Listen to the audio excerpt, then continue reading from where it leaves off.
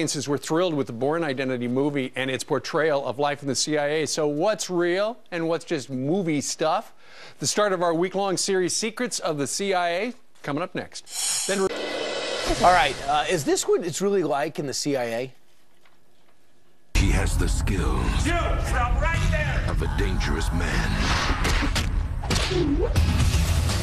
He's trained, conditioned, built to disappear. Wow, according to our next guest, there are a couple of things that Hollywood has gotten right and some they've gotten wrong. J.C. Carlson is a former undercover officer in the CIA and author of this book, Work Like a Spy. And the first guest in our week-long series, Secrets of the CIA. J.C., first off, is that what it's like in the CIA?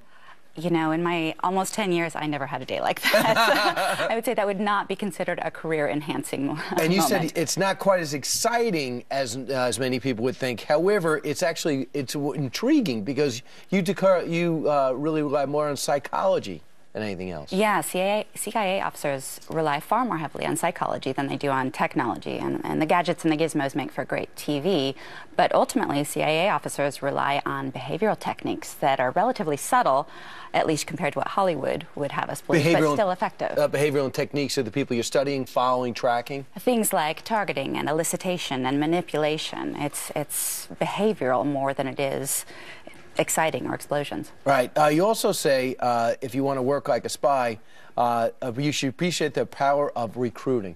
Yeah, in my book, I bring lessons from the clandestine world to the business world, and I borrowed the concept of offensive recruiting from CIA programs that encourage senior-level defections from from hostile nations or programs, and the goal is to demoralize or destabilize. So in the corporate world, it involves essentially turning your recruitment efforts against your competition, and specifically that involves figuring out exactly which individuals are most responsible on a day-to-day basis for whatever function or capability is giving your competition its competitive advantage.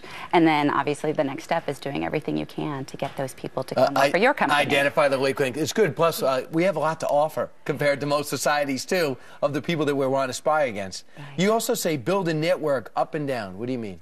Yeah, typical business and professional networking efforts are focused straight up. We're always trying to get face time with the boss, or we're trying to find a mentor from the senior ranks of our industry.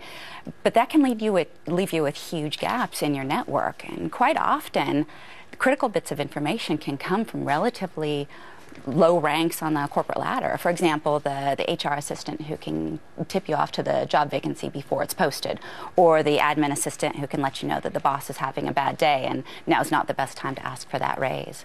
The best intelligence networks offer a wide variety of perspectives and access points. Right. You don't just need the number to President Obama. It would be good to know Robert Gibbs now that he's out of office.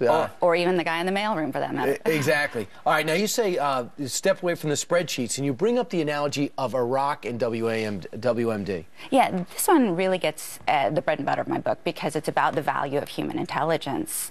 And we're very numbers-driven. We're all about data these days, big data. Drones and you know, it's fine, but ultimately business decisions are made by people, and people can be irrational and unpredictable. So you can have all the data in the world and still come up with the wrong answer. And the example that I give from my own career was back in 2003. I spent the summer in Iraq as part of the CIA's WMD search team, which is, I know at this point, kind of a dubious distinction, but at the time, we really did believe that we would find WMD in Iraq. So one of my assignments when I was there was I was charged with investigating a possible biological weapons facility. And on paper, it looked very suspicious. We had satellite imagery showing that there were middle-of-the-night transfers between this facility and Iraqi prisons and hospitals. We knew it had clean room technology. We knew the managing director had a PhD in biochemistry. The place was under heavy armed guard, and we could see suspicious runoff and residue in pits behind the facility. It really looked suspicious. But when I showed up, sat down, had a cup of tea with the director, and asked the right questions, it turns out the only thing they produced was salt. Wow. It was a salt factory. And we checked it out very thoroughly, of course. And that's one thing, as much as we're making progress technologically, it's still the people that matter, which is relatively encouraging. J.C. Carlson, former undercover CIA agent, author of this book, Work Like a Spy, Business Tips from a Former CIA Officer. And did you say former? You're not going to, I didn't out you, so I'm not going to get sued. No, All right. Thanks so much. It's a great book, great concepts, and thanks for your service. Thank you. All right.